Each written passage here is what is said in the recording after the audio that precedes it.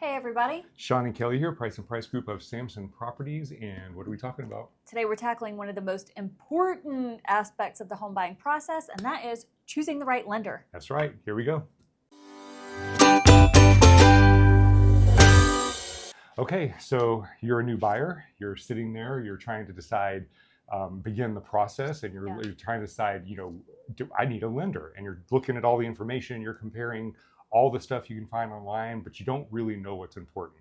But what you do need to know is the lender that you choose is important because sellers look at your lender. They want to know that you've got a solid lender that has a good closing reputation, which we're going to dive into. So there's a lot of factors to consider. Yeah, it can make or break the deal, right? Absolutely. Or even stand in the way of getting your seller to even look at the offer. That's right. Without a pre-approval. So yes, rates are very, very important. But I mean, really rates are what they are for you, your credit score and everything else. The lender, we're going to go through 5 things that you really want to look at because, I mean, most often they're going to go to bat and give you very similar rates. Absolutely. The first thing you want to look at, and one of the biggest comparisons you're going to face, is looking at a local lender versus a national lender. It's huge. It's huge. Yeah. We've worked with some fantastic national lenders, so this is not to discredit all national lenders. We've worked with some horrible national lenders that we have had to fight tooth and nail simply to get our buyers to closing because it's a big deal when we find one that is good to work with. Absolutely, yeah. And we actually hang on to that information just in case we end up with that lender again. Like if you're with this bank, can you at least try to find this guy to work with? That's right, that's right. Because the thing is, like, I'll just give you an example. We have a lender that one of our buyers was looking at, and that lender called me the other day and they said, so what are the closing costs in Virginia? They didn't know how to work up a loan estimate for Virginia because they don't work in this market. Right. If they're not known to the listing agent, if they're not responsive, well, we'll get into all that. But there's just a lot of factors, national versus local. Yeah. Your local lenders have reputations. Yeah. Your local lenders are, we've got local lenders that we work with that we know we can depend on. And when you get a national lender, it's hard telling what you're going to get.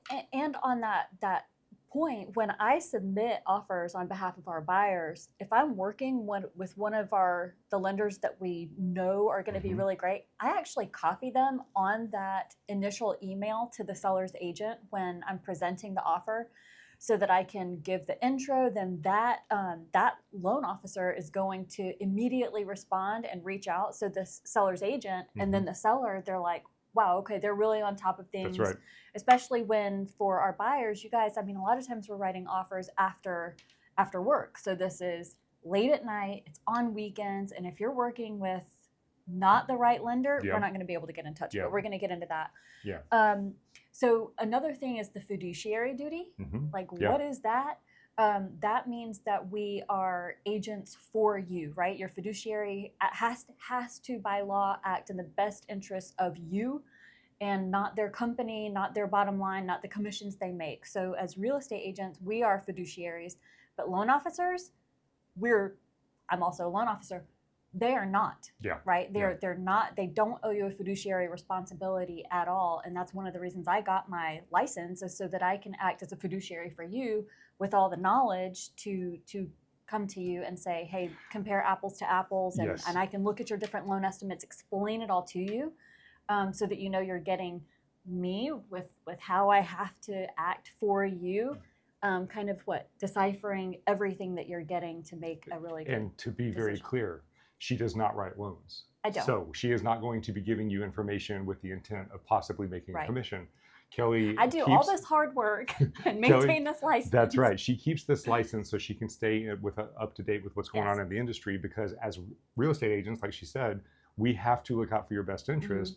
The lender does not. Now, a reputable lender will, because they know that their business depends on realtors like us providing them the business. Yes. But if it's a nationwide lender, they don't really know anybody in the market. All they're doing is looking at another transaction. They're probably on salary. It doesn't matter to them. If you don't go to closing and you lose your earnest money deposit, they don't have any liability in that. They don't even look at that part of the contract. Yeah, they don't even know what deadlines are. Right? So it's really important. Number one, that fiduciary is really important. Number two, knowing that she keeps her license so she knows how to decipher all this information objectively for you. And I know how to talk to your loan officer. So let's say you're going with someone for whatever reason that is not someone we've worked with. They're out of the state and everything else. I know how to ask them. I know what to ask them. I know how to really not get their sales pitch and then be able to give it to you straight what's Yep. going on. And sometimes it's a great thing. Sometimes I'm like, she just had an example today. She was looking at 2 different loan estimates from 2 different lenders, and one lender looked more expensive because they had actually mentioned the actual loan costs, like the, what was it, the well, and they had the VA funding fee on it. So I had to ask them, okay, do you have an exemption for the VA funding fee? Because if you do, all of the loan officers, they need to know this so that we're comparing apples to apples. Because one of them has this like huge funding fee on it and the other one doesn't. But it was so lot. But she can decipher that, and she can find these differences. It's not just about the interest rate, which I got the brains. You got the brains, which I want to dive into interest rate versus APR. Yes. Okay. That's so important. you're going to see. This is number 3. This is number 3. Mm-hmm. So when you're looking for a lender, especially if you go online, you're going to see all these tables, and this company offers this interest rate, and this company offers this interest rate. You'll get a flyer in the mail when the interest rates are 7%. They can offer you 5.5%. Yeah. So interest rate is a part of the story, but what you really, really want to look at is you want to look at the annual percentage rate. It's the part of the story that gets all the glory and all the attention. That's exactly right. But it's not the part of the story that tells you how much you're actually paying. Right. Because the APR, the annual percentage rate, is taking your interest rate plus all of the loan costs and putting it into a number so you know what you're averaging out over the life of the loan. That's true. So that APR is the most important number because you might get a 5.5 interest rate, but the APR might be 7.9 because they charge you $300,000 to get that rate or something. Right. So it's really important to understand what that APR is. And again, this is where she comes in because she can look at all these fees, what's included in the APR, what's not included in the APR. Yeah. We can calculate your loss based your risk versus loss. What's the best loan to go with based on how long you're going to be staying in the home. Yeah. And just break it down for you. Certainly not tell you what you should do or anything. And we never get kickbacks. Like that's a big like legal no-no. So you don't ever have to worry about your real estate agent and whatever lender you go with kind of what's being in cahoots. Cahoots. That's right. And God give you a little something if you give me a good word. Yeah, you're not allowed to do that. Yeah, you know, absolutely. I mean, if there's like some sort of interest in the company, that's disclosed in all the disclosures. But we're getting off topic here. Okay. Next is we mentioned this a little bit earlier, but and it's so huge. It's so worth going into more. It's the communication and availability. This is huge. It's really huge. It's worth about at least 0.75 points on an interest rate. I'm giving it a number. It could be worth whatever. I don't know. It but depends. Not if it's like a 2% interest that's rate, true. but if it's 20, then maybe. That's fair. Okay, so we did go over it. We're gonna repeat ourselves here. So important. We've had buyers when it was a competitive market, and on some properties it's still very competitive. Yep. They have lost offers that were really good. Like their offer price would have beat all of the other offers. Everything would have been great, but the loan officer, they work 9 to 5 Monday through Friday. We're putting the offer together Saturday or Friday morning, night, and we can't get the pre-approval letter. So that's what we're saying.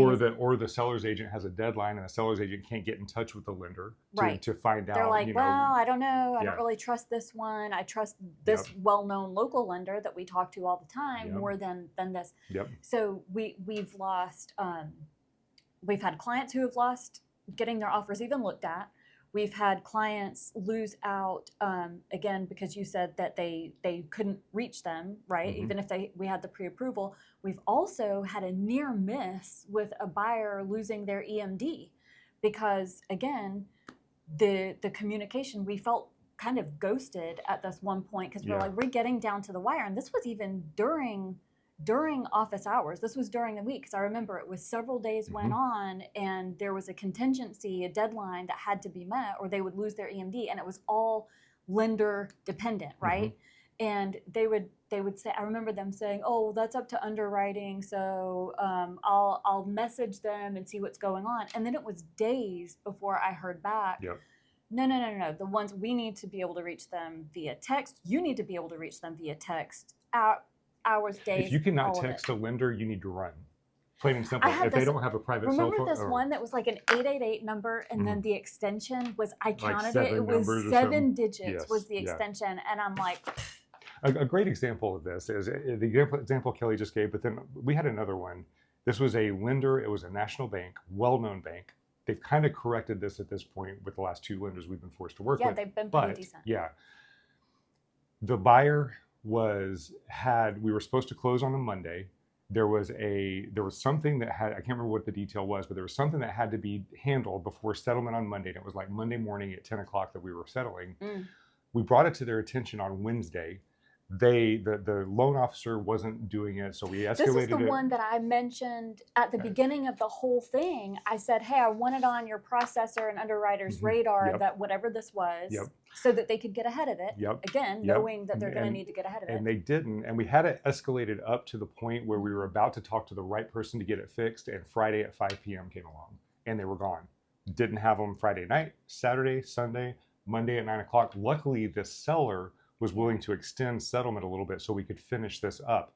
But as far as that lender was concerned, if that seller had not moved, that buyer would have completely lost their and if it had been, I think there was like, if it had been another 24 or 48 hours, then the seller was not going to be as amicable because they were due another mortgage payment if they did. It was something. It was shit that they don't think about. This is really, really freaking important. They're like not paid to think about it. I think they get hourly, and it's not you do want a commission based. Yes, you do. Loan officer, I think. So I think so too. Yeah. So what you want to do whenever you're talking to, and this is the trick that we use. Whenever a buyer introduces us to a new lender, I always make my first introductory call or text after 5 p.m. or on a weekend. Because if I can't get them for that, they're not going to be available for the rest of it. Right. So that's the way you can do this, is always make sure that they're going to be available. And if you don't have one of these, I'm not putting them in the contact on the offer letter. I kind of like skate by it, like, here's the lackluster pre-approval. That's right. That's right. Hopefully they won't call. Right. Because we don't get to ultimately choose the lender. It's always the buyer that makes the final decision. It's always you. And okay, I hate this about being a loan officer. When I was doing it, you are supposed to shop around. Yes, we'll get into that. We're going to get into that. Okay. Closing performance. Oh, okay. Are we not there yet? Yeah. No, we're at the closing performance now. Oh. Yeah. Can I skip ahead with my you skip ahead. Yep. My big writing? Okay. So we will talk about shopping around in a second. Sorry. Closing performance. Okay. This is really important. And I got a great example of this. We had a buyer. She got a full pre-approval from a VA lender. It was going to be a 15-day close, which is unheard of for VA. This was in DC. This was in DC. This was the one you'll remember. She had this full pre-approval. We went under contract with a 15-day settlement, again, which is unheard of on a VA loan, but this lender said he could do it. We drilled him and he said he could do it. She decided on day 1 of being ratified on the contract to shop around and found another lender that beat him by 0.25%. And we drilled that lender, and he swore up and down he could meet the settlement date. They missed the settlement date by what, 3 days? 3 or 4 days? Luckily, again, the seller... And not only that, but the seller's agent was such a... Yes, yeah. You get a good, friendly agent. You can't control that. Luckily, the seller... That's why we put on pretty faces. That's right. Well, you put on a pretty face. Well, put on a pretty voice when I have to. So luckily, the seller, again, was fortunate enough to be willing to push it back for 2 days so that we got to the point, I think it was 2 or 3 days, to where we did go to settlement. But if they hadn't settled on that day, they were not going to settle. And it was all... And they had no fiduciary responsibility. They expressed no remorse. They said, we did our best. This is what we thought we could do. And that put that buyer's $30,000 at risk. And there was nothing that could be done about it except for pray that the seller would be amicable. It was terrible. And one of the things you're going to run into, a bad lender, and you're not going to know this until you've chosen them, which is shitty. But a bad lender is going to, once you're under contract and you have signed the commitment or whatever it is, or the appraisal and all that, and you've paid for the appraisal, then their excuse is going to be, oh, let me put you through to my processor. And then you don't even really hear from them again, right? A good one is going to, even though their processor is the liaison between you and the underwriting department, the loan officers really don't have a whole lot to do with underwriting. They try to keep that a little bit separate. But a good loan officer is going to be in the bullpen with all of them and right there communicating with you every step of the way. And us. And willing to answer any question you have, however many times you have it. And that's the other thing that I'm here for, is if you feel like you're asking your loan officer ever anything too many times, ask me, You can ask me as many times as you Yeah. want. I'll film a video and like just send it to you. That's again. right. That's right. That's right.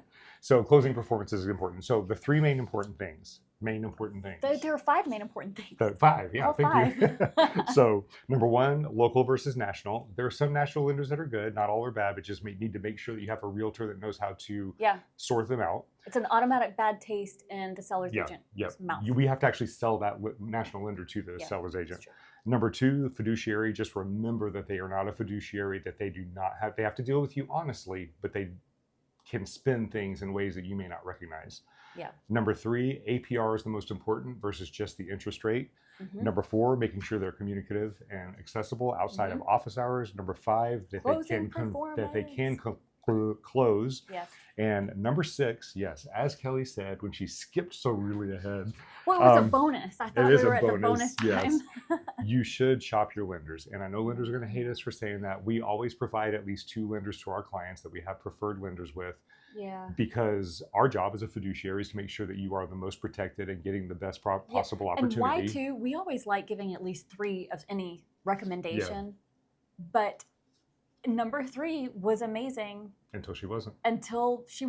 Yep. And so that's the other thing is it's like we stay on top of our vendors. And when we get a third that's worth giving to people, you guys who we care about, then we'll have 3 again. That's right. But right now, that's right. Now it's 2. So remember when you're shopping your lenders, the APR is the most important factor.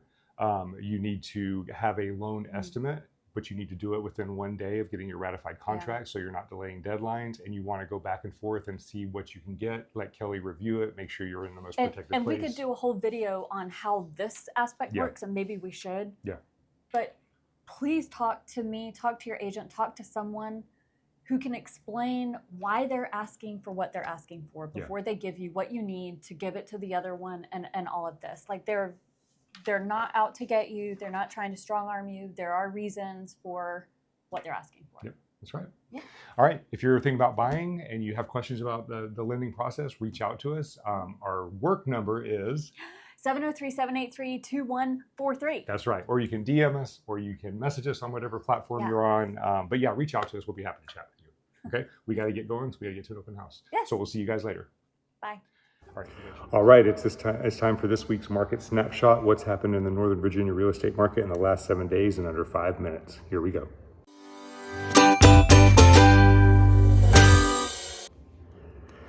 Okay, so I am here at my open house. It's beautiful, beautiful open house. It's a brand new build, mid-century modern, built by ACG Homes. Priced at about $1.9 million. It's in Falls Church. If you guys are interested and want to learn more about this property, please let me know. Today we are talking about what has happened in the Northern Virginia real estate market in the last 7 days. I talk about this every few weeks. I'll just remind you of what we're doing with this weekly market report. I feel like it's timely to say this today because next week's market report will have the month over month. So we are looking at what we call lead measures. We're looking at, for demand, we're looking at buyers that went under contract, and for supply, we're looking at new inventory that came onto the market. We're doing a ratio of supply versus demand, because what that tells us is in real time how to make decisions based on what's going on volume-wise in the market. If you use sold data, the problem with sold data is that it's significant and it's important because it gives us a broad view of what's going on in the market. But sold data can often be up to 75 days old. You can't make real-time decisions with information about what was happening 75 days from today. We're in October, mid-August. So you can't react to what was going on in mid-August because if a property goes under contract August 1st and it closes August 31st or September 1st, that transaction is now 30 days old because of what was happening August 1st. Then you have to wait it's in September, you have to wait for all of September to pass. So it's now September 30th before you can start collecting all the September sales data. Now that transaction is 60 days old, and then it takes probably a week or 2 to get the information put together and out to the public. So you're looking at 75-day-old data. So you cannot make real-time decisions based on 75-day-old data. So what we're looking at here, this is maximum 7 days old, so you can make real-time decisions. All right, so let's get into it. Let's look at what's going on in the market. So this black line, as always, is going to be our buyer activity. These are the properties that went under contract in the last 7 days. And you can see that we had a slight decrease in buyer activity over the last 7 days. And then the teal line is inventory. And you can see the last 2 weeks, we've had significant drops in inventory. Where are we versus last year based on weekly supply versus demand? Well, if you look over here, you can see that inventory is sitting right about here. So inventory is a bit higher than it was last year, and buyer activity is also a bit higher. So the market is actually higher and stronger right now than it was last year at this time. There are more transactions happening, but there's more inventory that's kind of sitting. So what we look at is we want to look at the delta between demand versus supply. And when we look at that delta, we can see that anything above this gray line right here is considered a seller's market. Anything below the gray line is considered a buyer's market. So you can see that we're still in the seller's market, but it came down just a little bit. The feel of the market out there, we're seeing that properties are sitting a little bit longer. In fact, let's look at the contract trend so you can actually see what's happening. So we're looking in this middle line here because this specifically is Virginia. These are 90 contracts, which came in from September 16th through 22nd. So this data is a little bit old. We usually get these reports on either Friday or Monday. Right now, they've been coming on Monday. So it's a little bit behind, but that's okay. It still gives us an idea about what happened contract-wise. You can see that 33% of properties on the market are still going above list price. 29% are going at list price. So that means that 62% of the properties are still going at list price or above. These are going to be your properties that are priced appropriately. They're staged, they're in the right condition. If they're not staged and if they're not in good condition, they're priced appropriately for that situation. 39% of the properties went for below list price. These are the properties that are overpriced. Market values are not dropping. As of August market report, August year over year had gone up 2%. July previously had gone up 4%. We'll see what October did. I'll run those numbers for next week's report. But prices are still going up. They're just not going up as steeply as they were a couple years ago. Days on market. So properties are selling 29% sold within 7 days of going on the market. That 29% roughly correlates with the 33% of properties that went over asking price. So what that says is even about 4% of the properties that stayed on the market more than 7 days still went over asking price.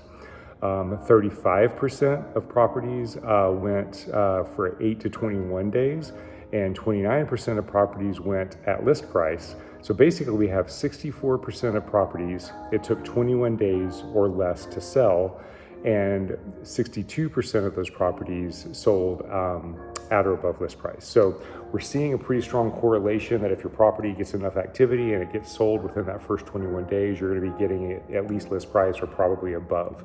Buyers, this is important for you to understand because when you go in to write an offer, if a property's only been on the market for 20 days and it's priced fairly, don't expect a discount at that point because there's still a strong opportunity that seller is going to get the listing price. So 36% of properties went at